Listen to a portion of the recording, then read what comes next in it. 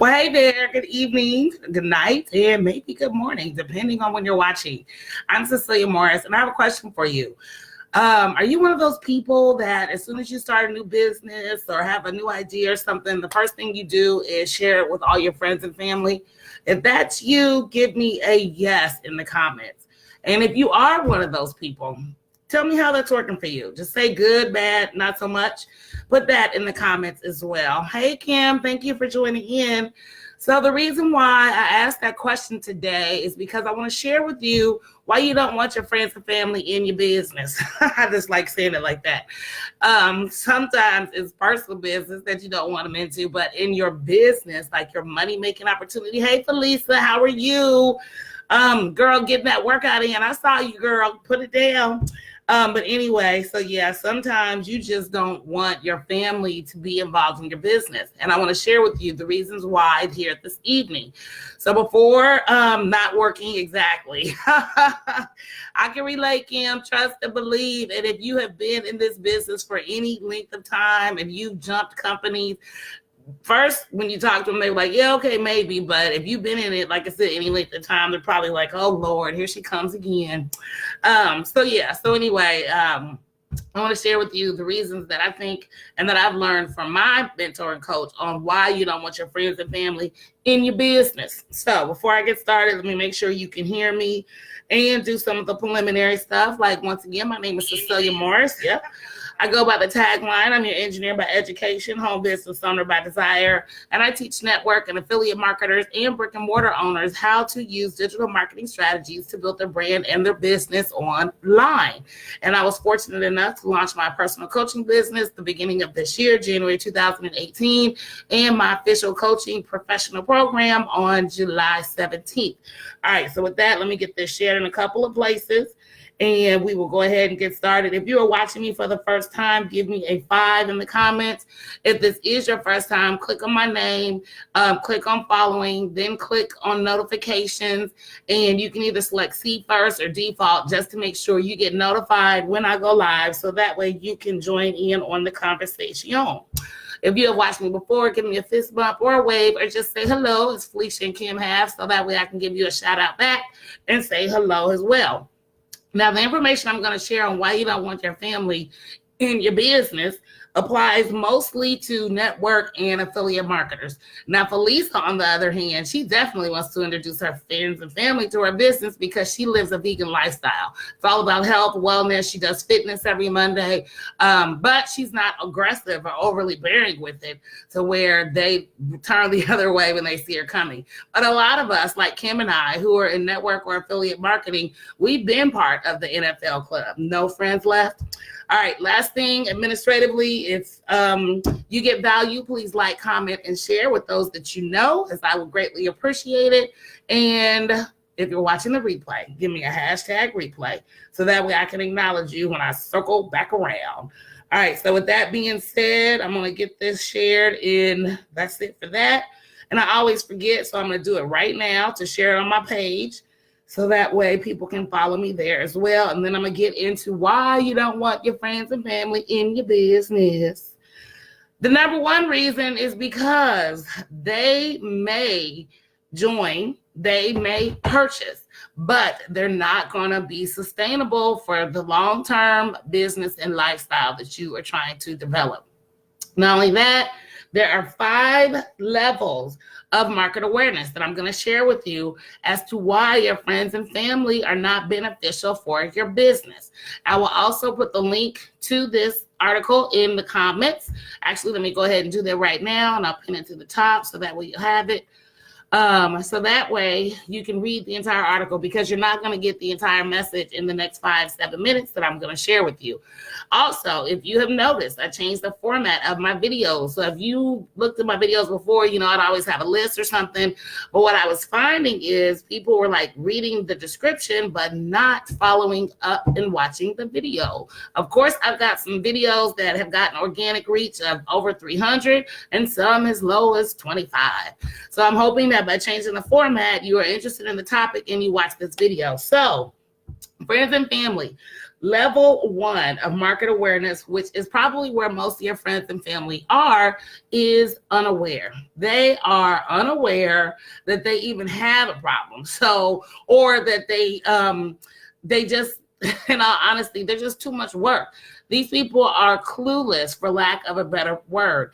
They have a problem. We all do we all have certain kind of problems, but they're not aware of it as a problem. And so trying to help them is like spitting in the wind.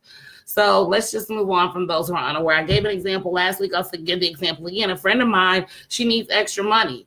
But what does she do? We talked about this last week. Remember, Kim? She goes out and gets a second job. Okay, you may have some extra short-term money on your paycheck, but long-term, you're actually hurting yourself because you are putting yourself in a different tax bracket with that second job. So she's totally unaware. So for me to try to explain how I can help her make extra money from home is totally and utterly a waste of my time. Moving on, number 2. These are the people that are problem aware. They know they have a problem, but they don't know what to do to solve it. Now, these are a little bit better than the people who are unaware, but still not so much if you can avoid it. And the reason for that is because they'll listen to whatever solution that you have to offer, but they will not buy in. So it's not as bad as spitting in the wind, because you will talk to them, and there may come a time in the future where they actually are interested in what it is that you have to say, but it's just not right now. So that is the second level of market awareness.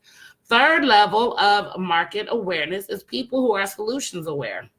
These are people that, one, know they have a problem and they are looking for the solution. But you have to be careful with this group of people because they could just be consistent lookers. They could be people who just look, and never, ever take action. So even though you may say, hey, I got a solution for your sleeplessness, or I have a solution for a possible way for you to lose weight, or I have a solution for you to make more money. Once again, they're very similar to number 2, who is problem aware, but they know that there are solutions out there, but they're just constant solution seekers.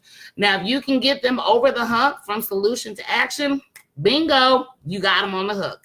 But you have to have the skills to know how to make that happen so you don't sound like a slimy salesperson. Remember, people don't like to be sold, but they like to buy. So if you have the skills to have that conversation to lead them to make that buy-in decision for themselves, have at it. If you don't know how to do it, get those skills, and you can find those skills when you click the link that I'm going to put here in the comments so you can read the entire article. All right, let's move on to number 4. Number 4 are people that are product aware. This is the 4th level of market awareness. These are people that know what you're selling, but they still haven't purchased it from you. And that means that they are just not ready to take the leap. They know that there's a product out there that can solve their problems, but the biggest reason why they haven't taken the leap is because they do not feel confident enough in themselves that your solution will work for them. You may have testimonials coming out the wazoo. If you have a weight loss product, you may even have before and after photos of yourself. If they know you, they can see you. So they can say, oh yeah, I see it works for you, but I don't know, it might not work for me. Or, you go to the gym every day. We were on a call, Felice says you'll get a laugh out of this. Me and my APs were on a call a couple of weeks ago, and one of our APs mentioned that she doesn't have the same amount of time that Felisa has to post videos and do different stuff. And I was like, hold up, sister girl, pump your brakes. Felisa works a full-time job. Then she goes to her part-time job, and she's got a husband and kids, and she still runs her business. So by making that statement, she was solution aware, but she wasn't ready to become product aware and take the steps. And by product aware, learning how to map her schedule so she would have more time to get the things done that she wanted in her business. And I say that because I provide scheduling time optimization services, and she just wasn't ready to take that leap. So she was aware that there was a solution out there. She was aware that there are products out there, but she wasn't ready to take the next step. So then there is number 5. And this is the person that is most aware. And by most aware, I mean that they are highly receptive. They've already bought something from you or something very similar in the past. So it's very easy to persuade them to, I shouldn't say persuade, to cajole, to cajole them to your way of thinking. That is level 5. All right, so those are the 5 levels of market awareness. And if you can tackle those, and go ahead, it's time for me to put my blog in here. Let me type it up. Levels of market awareness. I'll worry on the spelling later. We'll make sure I get it in here for you. So if you can master those levels of market awareness, so you are speaking to the right people and not your friends, family, and strangers, then you are well on your way to striking gold in your business. Because once again, if your family wanted to be part of your business, they'd have been part of your business by now. Your family is probably in either 1, 2, 3 in terms of the levels of market awareness. Number 1, the unaware, totally cold market. That's like everybody. And those are the people that you don't want. Number 2, 3, problem aware, solution aware, product aware. Number 4, those are your warm market, not your family, friends, neighbors, not those guys. These are people who are aware of the problem, but they don't know where a good solution is.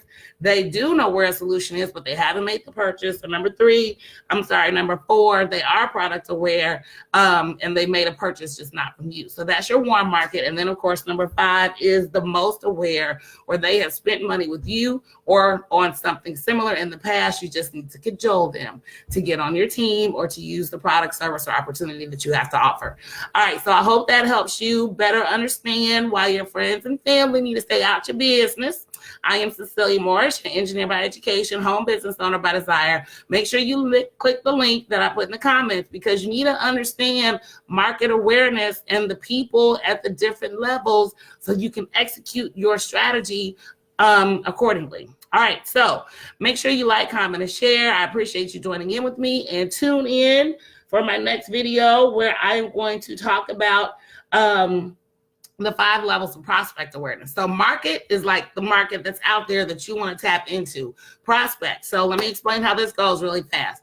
Market is the people you want to tap into. Those are people that are considered leads, but you want to make sure that you understand the type of person that you're tapping into so you know how to have the conversation. Once they give you their email address, they then become a prospect. At this point, they may or may not be ready to make the buying purchase, but as a prospect, you need to know where they are in the prospecting process so you don't pull the trigger too fast and try to make the sale when they're not ready, and then they get turned off and they unsubscribe from you, they unfriend you, they cancel you as a connection on LinkedIn. So that's what our next video will talk about. But once again, remember, you're not going to learn everything in these little snippets of videos. You got to click the link. You got to read the blogs. You got to get educated. You got to be able to learn, do, teach. All right, that's it for me, Cecilia Morris, your engineer by education, home business owner by desire, signing off.